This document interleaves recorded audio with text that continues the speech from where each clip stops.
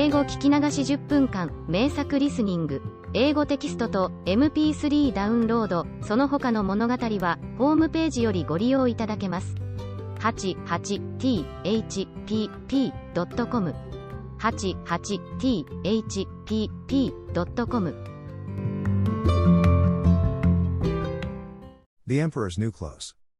Many years ago, there was an emperor who was so excessively fond of new clothes that he spent all his money in dress. He did not trouble himself in the least about his soldiers, nor did he care to go either to the theater or the chase, except for the opportunities then afforded him for displaying his new clothes. He had a different suit for each hour of the day, and as of any other king or emperor, one is accustomed to say, he is sitting in council, it was always said of him, the emperor is sitting in his wardrobe. Time passed merrily in the large town which was his capital. Strangers arrived every day at the court. One day, two rogues, calling themselves weavers, made their appearance. They gave out that they knew how to weave stuffs of the most beautiful colors and elaborate patterns, the clothes manufactured from which should have the wonderful property of remaining invisible to everyone who was unfit for the office he held, or who was extraordinarily simple in character. These must, indeed, be splendid clothes, thought the emperor. Had I such a suit, I might at once find out what men in my realms are unfit for their office, and also be able to distinguish the wise from the foolish. This stuff must be woven for me immediately. And he caused large sums of money to be given to both the weavers in order that they might begin their work directly. So the two pretended weavers set up two looms, and affected to work very busily, though in reality they did nothing at all. They asked for the most delicate silk and the purest gold thread, put both into their own knapsacks, and then continued their pretended work at the empty looms until late at night.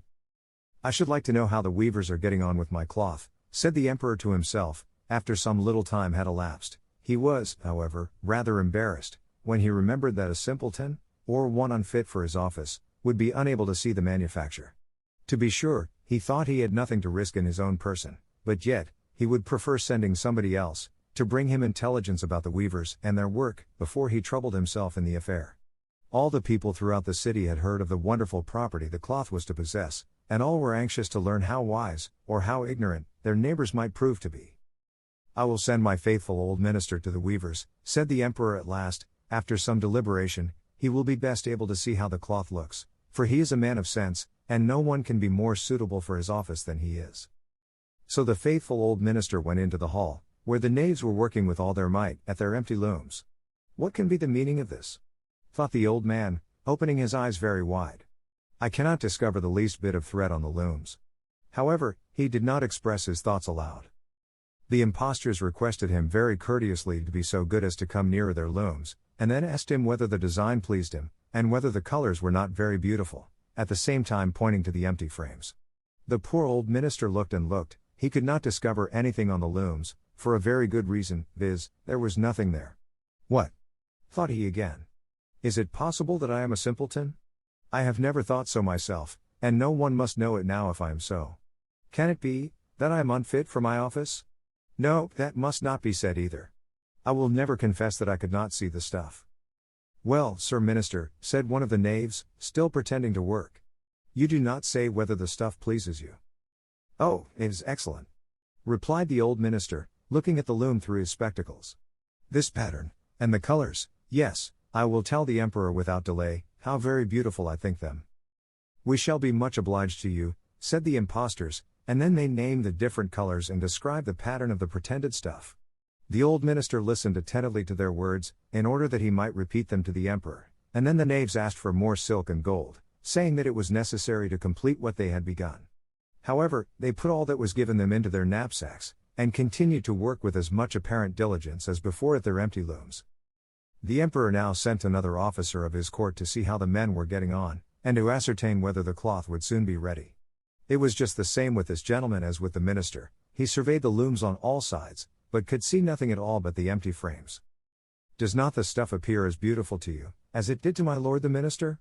Asked the impostors of the emperor's second ambassador, at the same time making the same gestures as before, and talking of the design and colors which were not there. I certainly am not stupid, thought the messenger. It must be, that I am not fit for my good, profitable office. That is very odd, however, no one shall know anything about it. And accordingly he praised the stuff he could not see, and declared that he was delighted with both colors and patterns. Indeed, "Please your imperial majesty," said he to his sovereign when he returned, "the cloth which the weavers are preparing is extraordinarily magnificent." The whole city was talking of the splendid cloth which the emperor had ordered to be woven at his own expense. And now the emperor himself wished to see the costly manufacture, while it was still in the loom. Accompanied by a select number of officers of the court, among whom were the two honest men who had already admired the cloth, he went to the crafty impostors, who, as soon as they were aware of the emperor's approach, went on working more diligently than ever, although they still did not pass a single thread through the looms. "Is not the work absolutely magnificent?" said the two officers of the crown, already mentioned. "If your majesty will only be pleased to look at it. What a splendid design! What glorious colors!" And at the same time they pointed to the empty frames, for they imagined that everyone else could see this exquisite piece of workmanship. "How is this?" said the emperor to himself. "I can see nothing. This is indeed a terrible affair. Am I a simpleton, or am I unfit to be an emperor? That would be the worst thing that could happen. The cloth is charming," said he, aloud. "It has my complete approbation." And he smiled most graciously, and looked closely at the empty looms, for on no account would he say that he could not see what two of the officers of his court had praised so much. All his retinue now strained their eyes, hoping to discover something on the looms, but they could see no more than the others. Nevertheless, they all exclaimed, "Oh, how beautiful!" and advised his majesty to have some new clothes made from this splendid material, for the approaching procession. Magnificent! Charming! Excellent! Resounded on all sides, and everyone was uncommonly gay. The emperor shared in the general satisfaction, and presented the impostors with the ribbon of an order of knighthood, to be worn in their buttonholes, and the title of gentlemen weavers. The rogues sat up the whole of the night before the day on which the procession was to take place, and had 16 lights burning, so that everyone might see how anxious they were to finish the emperor's new suit. They pretended to roll the cloth off the looms, cut the air with their scissors, and sewed with needles without any thread in them. "See," cried they, at last. "The emperor's new clothes are ready." And now the emperor, with all the grandees of his court, came to the weavers, and the rogues raised their arms, as if in the act of holding something up, saying, "Here are your majesty's trousers. Here is the scarf. Here is the mantle. The whole suit is as light as a cobweb, one might fancy one has nothing at all on, when dressed in it. That, however, is the great virtue of this delicate cloth." "Yes indeed," said all the courtiers, although not one of them could see anything of this exquisite manufacture. "If your imperial majesty will be graciously pleased to take off your clothes, we will fit on the new suit, in front of the looking glass." The emperor was accordingly undressed, and the rogues pretended to array him in his new suit, the emperor turning round, from side to side, before the looking glass. "How splendid his majesty looks in his new clothes, and how well they fit," everyone cried out. "What a design! What colors! These are indeed royal robes." "The canopy which is to be borne over your majesty, in the procession, is waiting," announced the chief master of the ceremonies. "I am quite ready," answered the emperor. "Do my new clothes fit well?" asked he, turning himself round again before the looking glass, in order that he might appear to be examining his handsome suit. The lords of the bedchamber, who were to carry his majesty's train, felt about on the ground, as if they were lifting up the ends of the mantle, and pretended to be carrying something, for they would by no means betray anything like simplicity, or unfitness for their office. So now the emperor walked under his high canopy in the midst of the procession, through the streets of his capital, and all the people standing by, and those at the windows, cried out, "Oh! How beautiful are our emperor's new clothes! What a magnificent train there is to the mantle, and how gracefully the scarf hangs!" In short, no one would allow that he could not see these much admired clothes, because, in doing so, he would have declared himself either a simpleton or unfit for his office. Certainly, none of the emperor's various suits had ever made so great an impression as these invisible ones. "But the emperor has nothing at all on," said a little child.